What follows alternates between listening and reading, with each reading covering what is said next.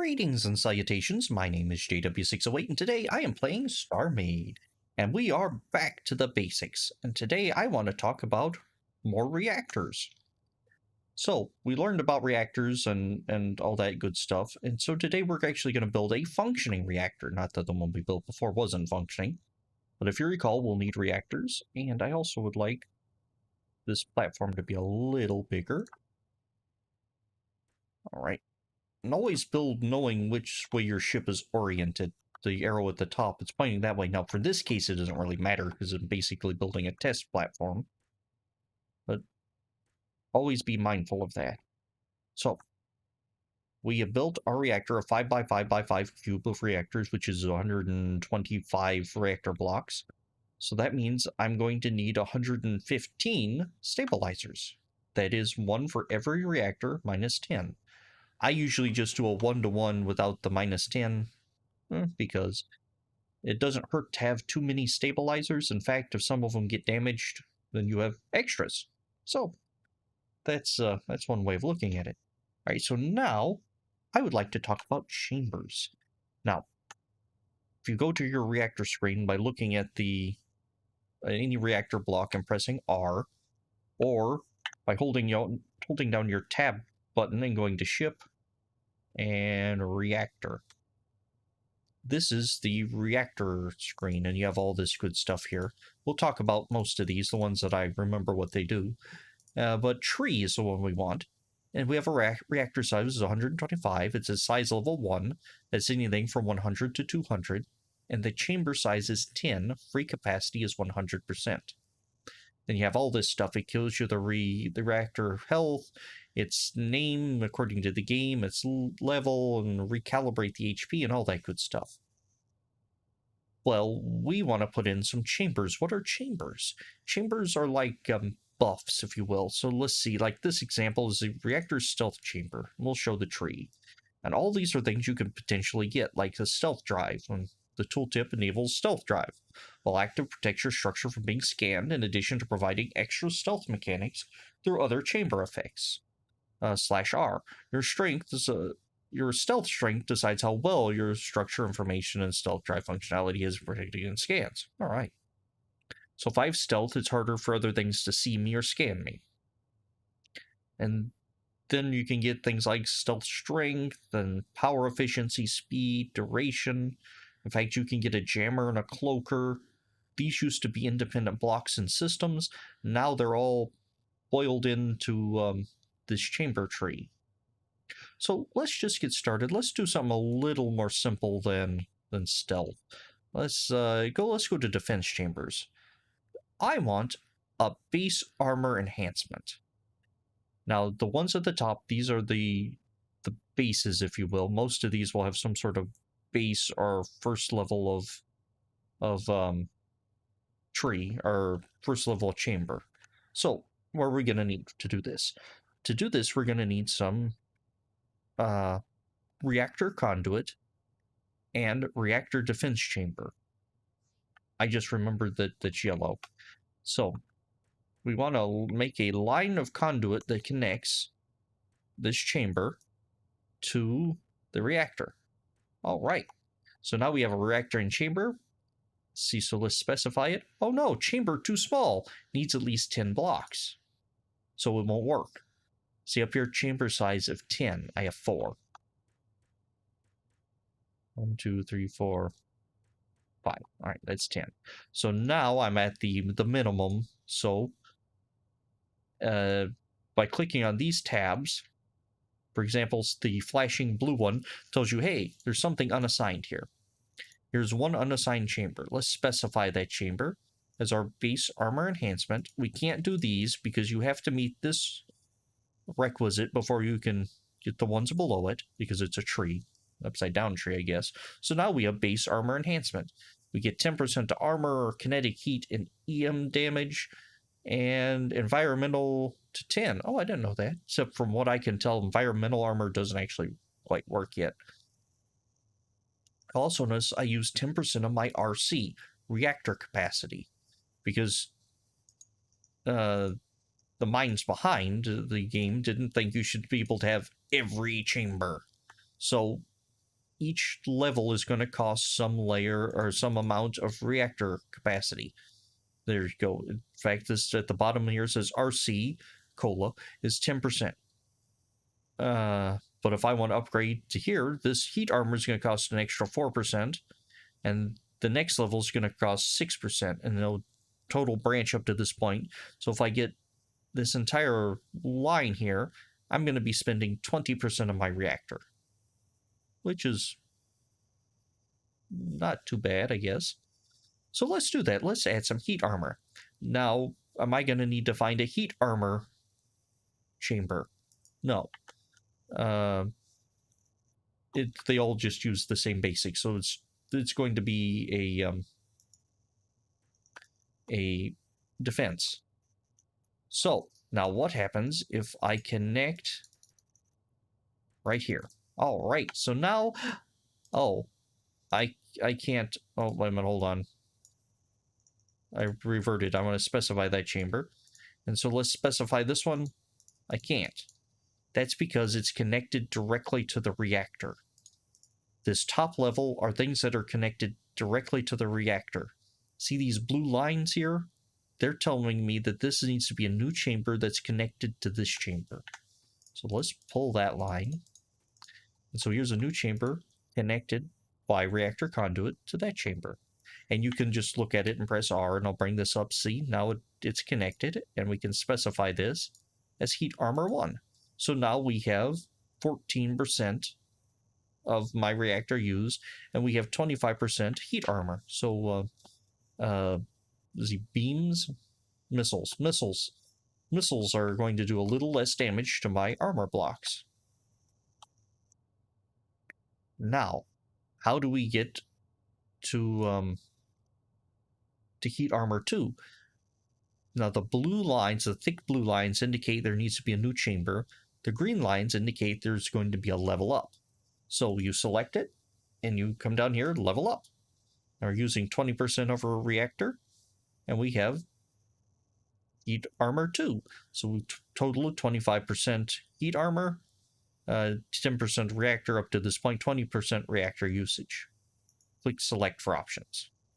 I'll click to select for options, so that's down here. And also remember, keep in mind what you're clicking on. Oh, no. Because if you go to a different tab and click revert or level up or down, it still remembers you have a selection here. It'd be nice to clear the selection when you go to a different tab, but that's not how it works. And you can mix and match chambers to a degree. Now you can't come off this chamber and say, oh, I want an FTL chamber. And then stick this here. And by the way, the conduit, they don't care what way the texture goes. It can go any way you want. And see, this has a red because this chamber is connected to an incompatible chamber block type. I instead need to connect this to the reactor. There we go. So now I have an FTL, faster than light, and you specify it, and a base jump drive. Now there are some settings in the configuration, some servers that they don't give you your default hyper jump or hyperspace jump or jump, if you will, by default, but you have to have the base jump drive. I think any ship that has any sort of jumping capacity or intent needs the base jump drive.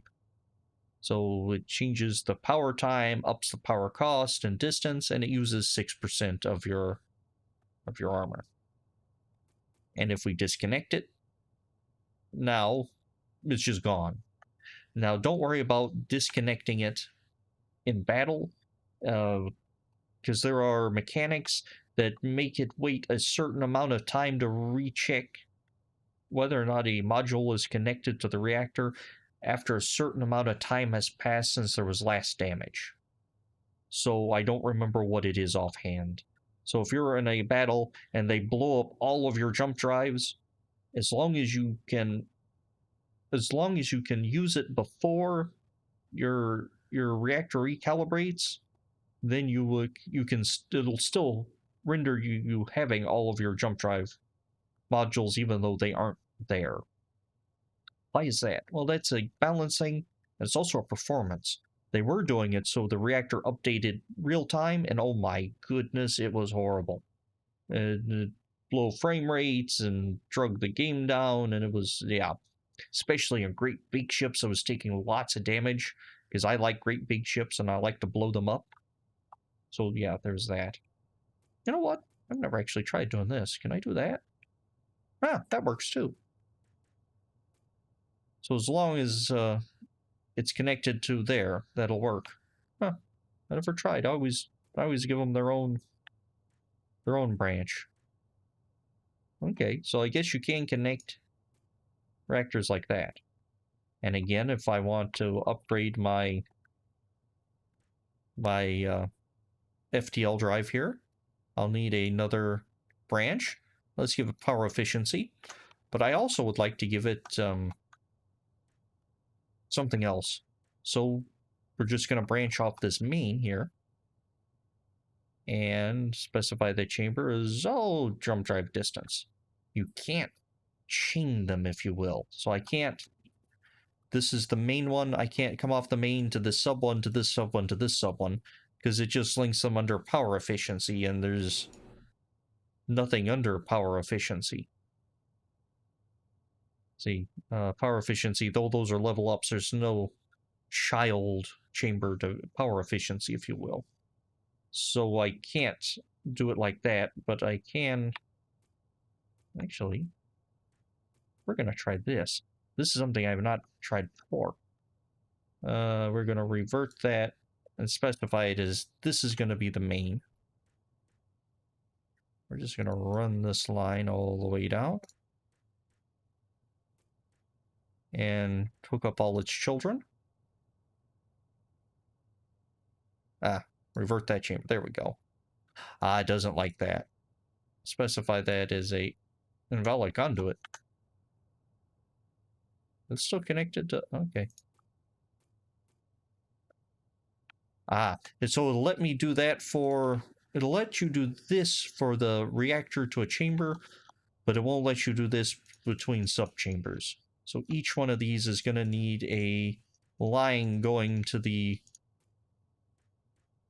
chamber it wants. And be careful not to cross the chambers, because it gets messy. Like if you're coming by and just glance that, it's going to cause problems. So there we go. And this gets real nasty and complicated. It's horrible, I know. So there we go. Now we have 4. Specify jump charge, whatever that one is, and auto charge. Is there one more? I think there's one more. And you can have these chambers anywhere as long as you have enough conduit to connect them. Now, we're not talking about what they do really yet. We'll get into that later. We're just talking about how they operate. So let's snip that line. And let's see, a fully... And we're just going to... Nope, I am in... Not in build mode. You have to be in build mode to edit everything. We'll level everything up. So a fully leveled up jump drive, or FTL chamber array, if you will, uses 60% of your reactor capacity. And this is going to grow as the size of your reactors grow. Your reactor might get to the point you'll need thousands and thousands of chambers. But those are some of the bigger ships. Let's see, actually, let's pull in one of my ships. Let's pull in an Ember-class corvette. This is one of my smallish, small vessels. Notice when you have a chamber block selected, it shows all the chambers. You have conduits selected, it shows all the conduits, and then either a reactor or stabilizer will show all those as well, respectively. So let's take a look at this one. I'm using 98% of my reactor. My reactor chamber size is 80 because I have a level 8 reactor. At 899, I can add 2 more blocks and then invalidate all of this, because then it would be a level 10. Let's see, where's my main reactor? See, I go boop, boop, and now everything's broken. because it's a level 10 and I need 10 more blocks. There we go. Take off 2 blocks and it works again. All right. And see, it has things like scanning and jump drive, a base reactor, and a top speed. So that's a sort of a working example, and it needs 80 chamber size. All right. So we have learned about how to construct the chambers. We haven't really talked about what they do or how useful they are. But that is how you put them together. All right. Anywho, I have been JW608. This has been StarMade, and I will do you cats later.